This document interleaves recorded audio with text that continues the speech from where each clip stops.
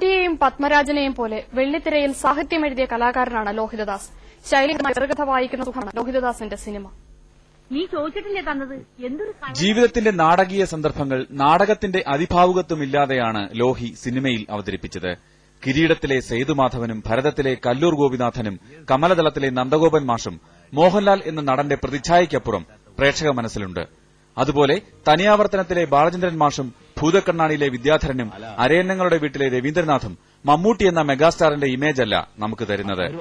ഇവരൊക്കെ ഒരുപക്ഷെ ഭാവിയിൽ ഓർമ്മിക്കപ്പെടാൻ പോകുന്നതും ലോഹിതദാസിനെ പോലെയുള്ളവരുടെ എഴുത്തിൽ ജനിച്ച ഈ കഥാപാത്രങ്ങളിലൂടെയായിരിക്കും. അയാളുടെ അമ്മാവന്മാര് സമ്മതിക്കണില്ല. ഒരു പരീക്ഷണം വേണ്ടെന്നാ പറയണേ. ക്ഷമിക്കാൻ പറഞ്ഞിട്ടുണ്ട്. ക്ഷമിക്കേ, എന്റെ കുട്ടിയെ മോഹിപ്പിച്ചിട്ടോ? അങ്ങനെ ഒരുപിടി ചിത്രങ്ങൾ. വീണ്ടും ചില വീട്ടുകാര്യങ്ങളും ഹിസൈനസ് അബ്ദുള്ളയും കന്മതവും കസ്തൂരിമാനുമൊക്കെ എഴുത്തിന്റെ കരുത്തുള്ള ചിത്രങ്ങളുടെ ഗണത്തിൽപ്പെടുത്താം. സങ്കേതങ്ങളിൽ വിരിയുന്ന വിഭമ ദൃശ്യങ്ങളും തിയേറ്ററിന്റെ ഇരുളിൽ ചങ്കുപൊട്ടുന്ന ത്രിമാന ശബ്ദവിന്യാസങ്ങളുമായി സിനിമ മാറിയ കാലത്ത് ഈ ലോഹി ചിത്രങ്ങൾ വലിയൊരു വിഭാഗം ആസ്വാദകർക്ക് ആശ്വാസമായിരുന്നു. 1986-ൽ KPSCയിലൂടെയാണ് ലോഹിതദാസ് തന്റെ കലാപ്രവർത്തനം തുടങ്ങിയതെങ്കിലും വെള്ളിത്തിരയെന്ന മാധ്യമത്തിന്റെ കരുത്ത് തിരിച്ചറിയാൻ ഒട്ടും സമയം വേണ്ടിവന്നില്ല. കാലക്രമത്തിൽ സംവിധായക വേഷവും അണിഞ്ഞ ലോഹി ഭൂതക്കണ്ണാടിയിലൂടെ 1997-ൽ ദേശീയ പുരസ്കാരത്തിനും അർഹനായി. അല്ല, നിനക്കാരെങ്കിലും സംശയമുണ്ടോ? സംശയമല്ല, സത്യം.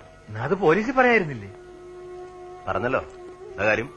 മലയാള സിനിമ സാങ്കേതിക വിദ്യയുടെ വെറും കോമാളിക്കാഴ്ചയായി മാറിയ സമയത്താണ് 2007-ൽ നിവേദ്യവുമായി ലോഹി വീണ്ടും എത്തിയത്. ലോഹി എഴുതിയ കോലക്കുഴൽ വിളി കേട്ടോ രാധേ എന്ന ഈ പാട്ടിന് ഇപ്പോഴും പുതുമ നഷ്ടപ്പെട്ടിട്ടില്ല. കോലക്കുഴൽ വിളി കേട്ടോ രാധേ എൻ രാധേ,